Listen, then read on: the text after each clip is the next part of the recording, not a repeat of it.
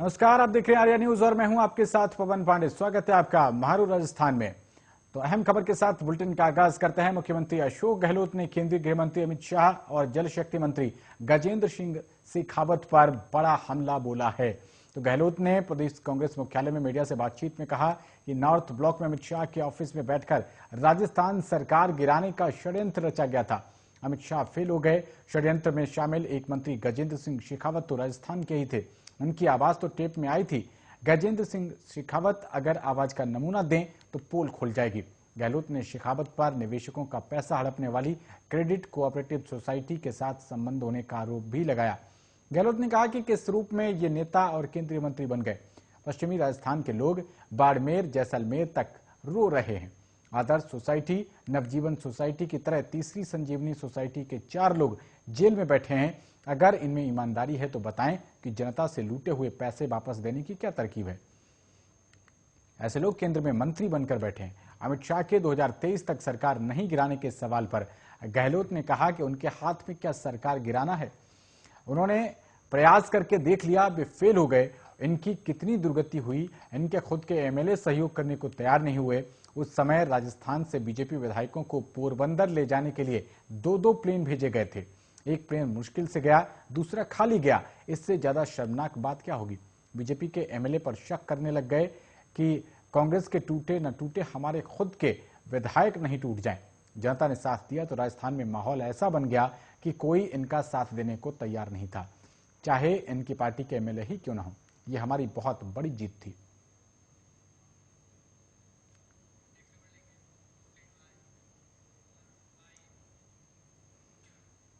तो वह मुख्यमंत्री अशोक गहलोत के अमित शाह पर लगाए गए आरोपों पर बीजेपी प्रदेश अध्यक्ष सतीश पूनिया ने पलटवार किया है। पूनिया ने कहा कि मुख्यमंत्री गहलोत अपनी सरकार की विफलताओं को छुपाने के लिए प्रधानमंत्री नरेंद्र मोदी और केंद्रीय गृह मंत्री अमित शाह पर झूठे आरोप लगाकर राज्य की जनता को भ्रमित करना चाहते हैं। पूरी दुनिया जानती है कि पीएम मोदी के कुशल नेतृत्व में केंद्र सरकार ने कोरोना काल में शानदार काम किया, स्वास्थ्य व्यवस्था को नई ताकत दी। वेंटिलेटर समेत तमाम मेडिकल के उपकरण भारत में तैयार होने लगे और 125 करोड़ से भी अधिक वैक्सीनेशन का ऐतिहासिक रिकॉर्ड बनाया। पूनिया ने कहा कि केंद्र ने राजस्थान समेत सभी राज्यों को ऑक्सीजन और दवाइयों सहित सभी प्रकार की लगातार मदद की। राजस्थान में अशोक गहलोत सरकार के शासन में ऑक्सीजन, वेंटिलेटर, बेड्स, दवाई, इंजेक्शन की दलाली के मामले सामने आए। बड़े स्तर पर मास्क घोटाला सामने आया। स्वदेशी कंपनियों के मेडिकल उपकरणों पर गहलोत सरकार ने विश्वास नहीं किया और चीन निर्मित उपकरणों को खरीदा। केंद्र के भेजे गए स्वदेशी वेंटिलेटर में से काफी वेंटिलेटर को निजी अस्पतालों को किराए पर दे दिया, जबकि जरूरत होने पर भी राज्य के सरकारी अस्पतालों में वेंटिलेटर को व्यवस्थित तरीके से सदुपयोग नहीं किया गया। उन्होंने कहा कि कांग्रेस सरकार के इस तरह के कोरोना प्रबंधन से राज्य की जनता को बड़ी परेशानी हुई और राजस्थान शर्मसार हुआ। पूनिया ने कहा कि अशोक गहलोत वादा खिलाफी और झूठ बोलने में रिकॉर्ड बना रहे हैं। कांग्रेस सरकार के 3 साल पूरे होने जा रहे हैं और 2018 में संपूर्ण किसान कर्ज माफी का जो वादा किया था, आज तक पूरा नहीं किया। राज्य के लगभग 59 लाख किसान इस वादे को पूरा करने का इंतजार कर रहे हैं।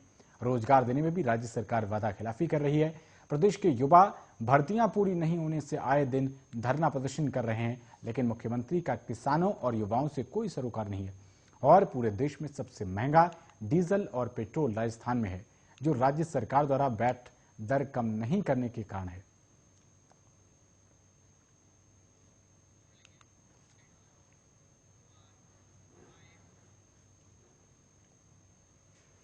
अगली खबर का रुख करते हैं। मुख्यमंत्री अशोक गहलोत की 2019-20 की बजट की घोषणा पर 3 फाइनेंशियल ईयर के बाद अब बिजली विभाग ने होमवर्क शुरू कर दिया है।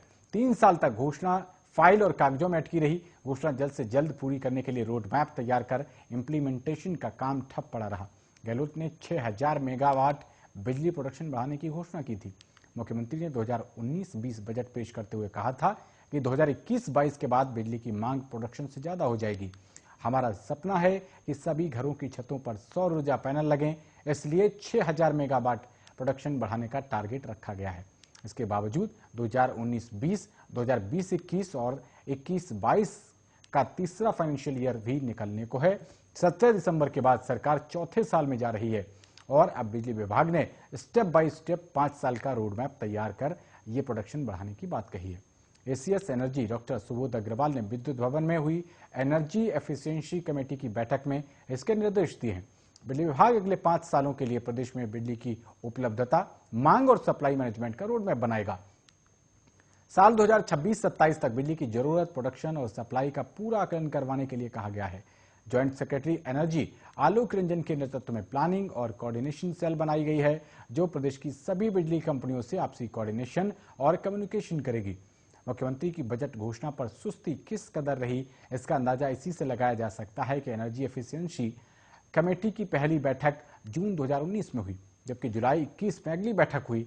अब दिसंबर 2021 के आखिर तक विभाग लेवल पर वर्क प्लान फाइनल करने और रोड मैप राज्य सरकार को मुहैया कराने की बात कही गई है। अधिकारियों को कहा गया है कि सरकार की बजट घोषणाओं को ध्यान में रखते हुए प्रैक्टिकली और फ्यूचरिस्टिक रोड मैप बनाया जाए। किसानों को दिन में बिजली देनी है, इसलिए रात में बिजली की मांग कम रहेगी, दिन में ज्यादा मांग बढ़ेगी। रोड मैप को फिजिबल बनाकर डिमांड और सप्लाई पूरी करने वाला बनाया जाए।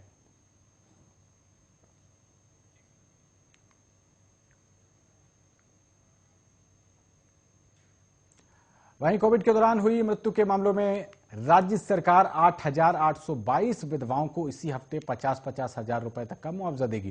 प्रदेश में सरकार ने कोविड से 8,954 मौतें मानी हैं, लेकिन इस मुआवजा राशि में वे विधवाएं शामिल हैं जिनके पति की मृत्यु कोविड होने के 1 महीने के अंदर हुई, भले ही रिपोर्ट नेगेटिव रही हो। दरअसल सोमवार को सुप्रीम कोर्ट ने मुआवजा न देने पर सरकार को फटकार लगाई थी।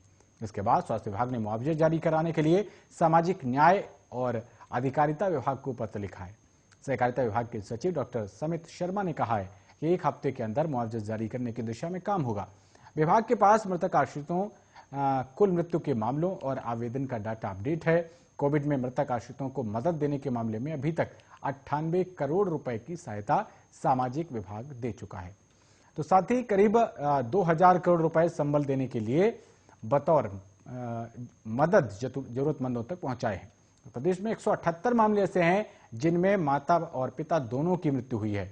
उन्हें 1-1 लाख रुपए का मुआवजा दिया गया।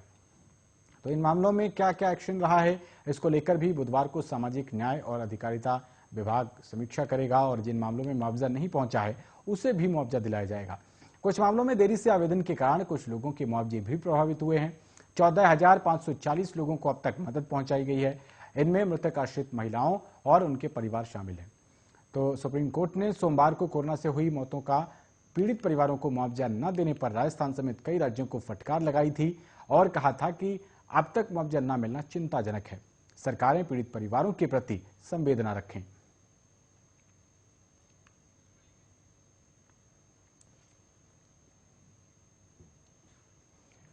आगे बढ़ते हैं। अलवर के एक सरकारी स्कूल के प्रिंसिपल समेत 9 टीचर्स के खिलाफ गैंगरेप और छेड़खानी का मामला सामने आया है। इन छात्राओं ने गैंगरेप और छेड़खानी के 3 मामले दर्ज करवाए हैं। बुधवार सुबह सीबीईओ सरिता यादव जांच करने पहुंची। उन्होंने बताया कि इसकी रिपोर्ट बनाकर अधिकारियों को भेजी जाएगी।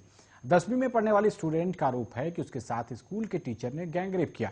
इसके साथ ही 2 महिला टीचर ने उसके अश्लील वीडियो बनाए। स्कूल में कक्षा 6, चौथी और तीसरी में पढ़ने वाली छात्राओं ने टीचर पर अश्लील हरकतें करने का मामला दर्ज करवाया है। थानाधिकारी ने बताया कि छात्राओं के परिजनों ने स्कूल प्रिंसिपल जितेंद्र कुमार, शिक्षक राजकुमार और प्रमोद कुमार समेत अन्य पर मामले दर्ज कराए हैं।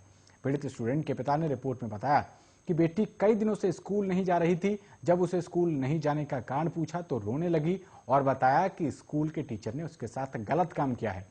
पीड़िता ने बताया कि टीचर मनीषा यादव और अनिता कुमारी ने कहा कि तुम गरीब हो इसलिए तुम्हें स्कूल की ड्रेस, कॉपी, किताब फ्री में देंगे। दूसरी टीचर ने कहा कि तुम्हारी स्कूल की फीस भी हम भर देंगे, परीक्षा में पास कर देंगे। इसके बाद दोनों मैडम टीचर सुरेश मीणा के कमरे में ले गई। वो किराए पर रहता है। वहां पहले से school principal Jitendra Kumar, teacher Rajkumar और प्रमोद कुमार मौजूद थे। सभी ने शराब पी रखी थी। आरोप है कि महिला टीचर के सामने चारों टीचर ने गैंगरेप किया और इस दौरान अश्लील वीडियो बनाकर इसे वायरल करने और परीक्षा में फेल करने की धमकी दी। प्रिंसिपल ने भी धमकाया और कहा कि किसी को बताया तो परिवार को मरवा दूंगा। उसका भाई मंत्री है। स्टूडेंट की रिपोर्ट पर पुलिस ने सभी टीचर्स के खिलाफ पॉक्सो में मामला दर्ज कर जांच शुरू कर दी है।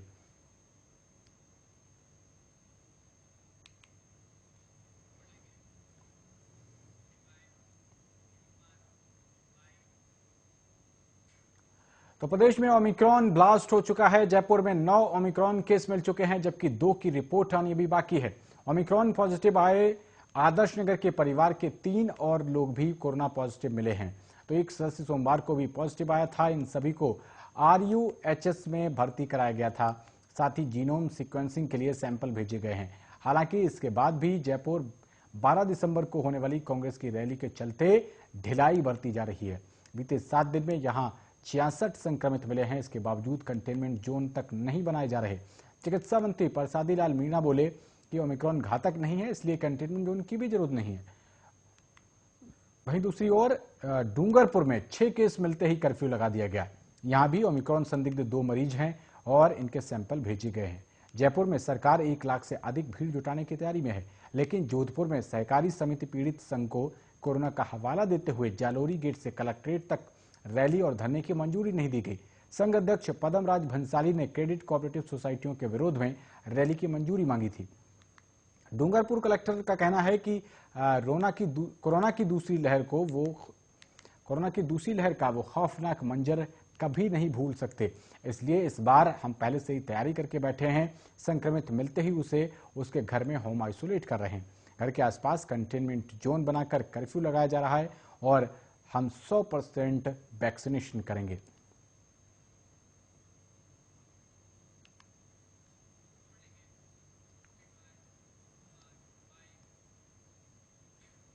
बुलेटिन में आगे बढ़ते हैं। उदयपुर में एक 11 वर्षीय नाबालिग ने नवजात को जन्म दिया है।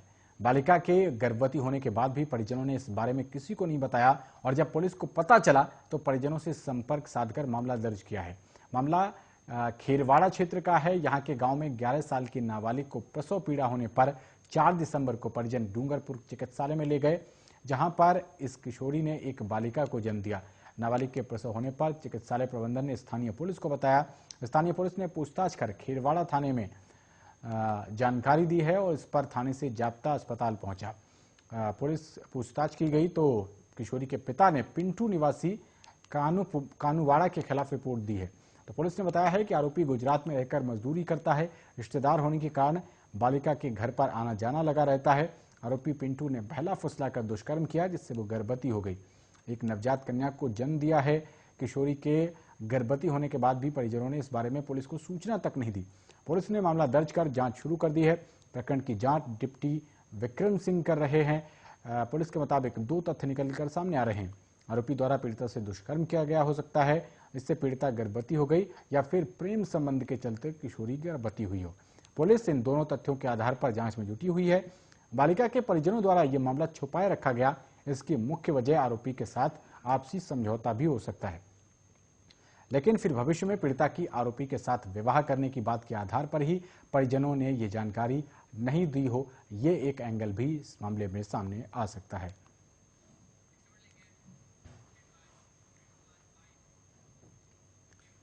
तो उधर जयपुर पुलिस ने करोड़ों रुपए की धोखाधड़ी करने वाले साबू परिवार को गिरफ्तार किया है। इन्होंने करोड़ों रुपए की दाल बाजार भाव से खरीदकर औने पौने दामों में बेच डाली, फिर गोदाम में आग लगने का दिखावा कर रुपए देने से बचना चाहते थे, फिर फरार हो गए थे। एसओजी भी ने तलाश कर रही थी। डीसीपी वेस्ट ऋचा तोमर ने बताया है कि मेसर्स साबू सुपर एडिबल प्राइवेट लिमिटेड के निदेशक विजय साबू, मोहित साबू, बबीता साबू ने 68 लाख रुपए की दाल भुगतान कर देने की शर्त पर खरीदी और उन्होंने समय पर किसी भी व्यापारी को भुगतान नहीं किया।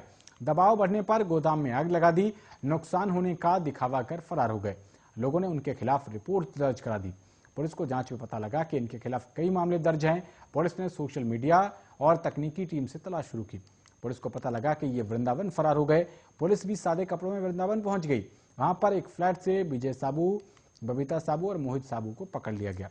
पूछताछ में विजय साबू ने बताया कि दाल खरीदने के बाद औने पौने दाम में उन्होंने बेच डाली थी, फिर गोदाम में आग लगाकर माल जलने का बहाना बनाया और इससे व्यापारियों को रुपए नहीं देने पड़ते, लेकिन व्यापारियों ने धोखाधड़ी का मुकदमा दर्ज करा दिया।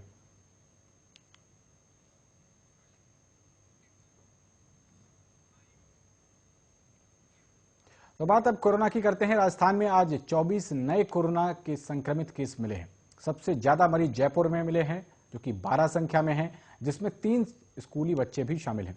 जयपुर में ही आज 2 ऐसे व्यक्ति भी पॉजिटिव मिले हैं जो 4 दिन पहले अमेरिका से आए थे और इन दोनों व्यक्तियों को ट्रेस करने जांच करवाने और भर्ती करवाने में मेडिकल टीम की बड़ी लापरवाही और चूक देखने को मिली। आरयूएचएस के सुप्रिंटेंडेंट डॉक्टर अजीत सिंह ने बताया है कि दोनों संदिग्ध मरीज भाई बहन हैं और पिछले दिनों अमेरिका से यहां आए थे। हालांकि दोनों की तबीयत नॉर्मल है और किसी तरह के लक्षण दोनों में नहीं दिख रहे हैं। दोनों के सैंपल अब जीनोम सीक्वेंसिंग के लिए भिजवाए गए हैं। अजमेर रोड बड़ के बालाजी में रहने वाले ये मरीज 3 दिसंबर को जयपुर एयरपोर्ट पर पहुंचे थे, जहां स्क्रीनिंग में उनकी रिपोर्ट नेगेटिव आई। हालांकि अगले दिन 4 दिसंबर को दोनों ने निजी लैब से जब जांच करवाई तो वो पॉजिटिव आई। इसके बाद 6 दिसंबर को सीएमएचओ सेकंड को इनकी सूचना मिली। सीएमएचओ सेकंड की टीम ने फोन पर ही सस्पेक्ट को आरयूएचएस जाकर भर्ती होने के लिए कह दिया। संक्रमित मरीज जब आरयूएचएस पहुंचे तो वहां भी स्टाफ ने सैंपल लेकर उन्हें वापस घर भेज दिया। प्रशासन को जब इसकी भनक लगी तो उन्होंने सीएमएचओ सेकंड को फटकार लगाई और वापस उन्हें आरयूएचएस भर्ती करवाने के निर्देश दिए। मेडिकल हेल्थ डिपार्टमेंट की रिपोर्ट देखें तो पूरे राज्य में आज 25 मरीज रिकवर हुए, जिसके बाद एक्टिव केसों की संख्या कम होकर 220 हो गई। जयपुर में आज 12 मरीज मिले हैं और ओमिक्रॉन के 9 केस मिलने के बाद पूरे प्रदेश में हड़कंप मचा हुआ है। राजस्थान में पिछले 7 दिन की रिपोर्ट पर नजर डालें तो 1 दिसंबर से अब तक कुल 159 केस मिले हैं। इसमें 67 केस जयपुर के हैं। जब से कोविड का दौर शुरू हुआ है, पूरे राजस्थान में अब तक कुल 9,54,944 लोग इस वायरस से संक्रमित हो चुके हैं। साथ ही 8,956 मरीजों की मौत हो चुकी है।